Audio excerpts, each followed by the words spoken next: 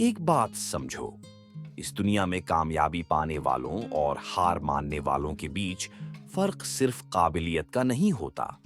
असली फर्क होता है सोच का, माइंडसेट का।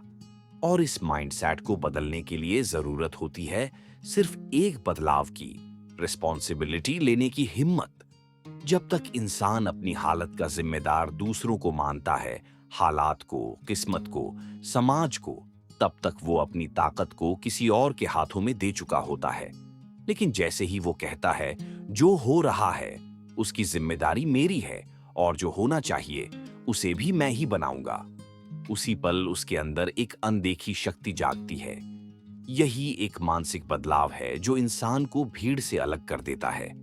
जब तुम ये मान लेते हो कि मेरे हालात मेरे अपनी सोच का नतीजा है, तब तुम्हारे अंदर कुछ नया बनता है। एक नया इंसान जो रोता नहीं, भागता नहीं, हालात को कोसता नहीं, बल्कि उन्हीं हालात से अपना रास्ता बनाता है। याद रखो, दुनिया में सबसे खतरनाक ताकत वो इंसान होता है जो अपनी गलतियों की जिम्मेदारी लेता है, क्योंकि फिर उसके पास बदलाव लाने का हक भी होता है। जो लोग हर बार यही कहते हैं कि मेरे पास समय नहीं था, मुझे सपोर्ट नहीं मिला, मेरे साथ ही ऐसा क्यों होता है, वो अपनी मानसिक शक्ति को हर रोज बर्बाद कर रहे होते हैं। लेकिन जिस दिन तुमने ये मान लिया कि अब जो होगा वो मैं तय करूंगा, उसी दिन तुम्हारा मन तुम्हारे हक में काम करना शुरू कर देता है। दुनिया तुम्हारे सोच के हिसाब से नहीं चलती, लेकिन तुम्हारी जिंदगी जरूर चलती है। अगर तुम्हारा माइंड हर बात में बहाने ढूंढता है तो तुम्हारी किस्मत भी उसी रास्ते पर जाएगी। लेकिन अगर माइंड हर मुश्किल में मौका ढूंढना शुरू कर दे तो फिर तुम वहीं पहुंचोगे जहां कोई सोच भी नहीं सकता। सच्चाई ये है कि जिंदगी में जितनी भी ऊंचाइयां हैं वो पहले मन के भीतर तय होती हैं। लेकिन बहुत से लोग इसी एक बात को कभी समझ ही नहीं पाते।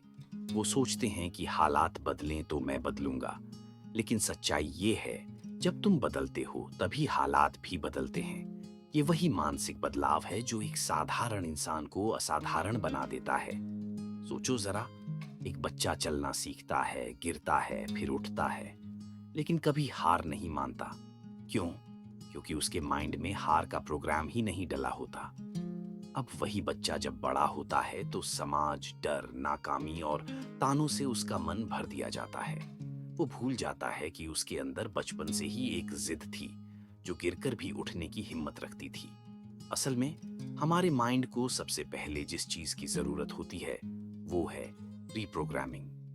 पुराने डर हटाओ, पुराने बहाने हटाओ और अपने दिमाग को ये नया आदेश दो, मैं जिम्मेदार हूं और मैं कर सकता हूं।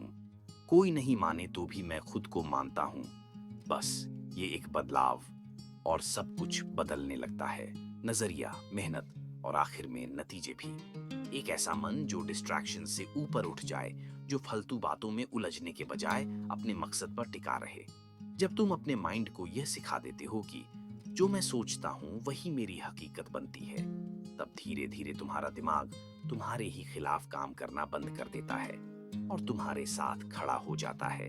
ये तब होता है जब तुम रिएक्शन देना बंद कर देते हो और रिस्पॉन्ड करना शुरू करते हो।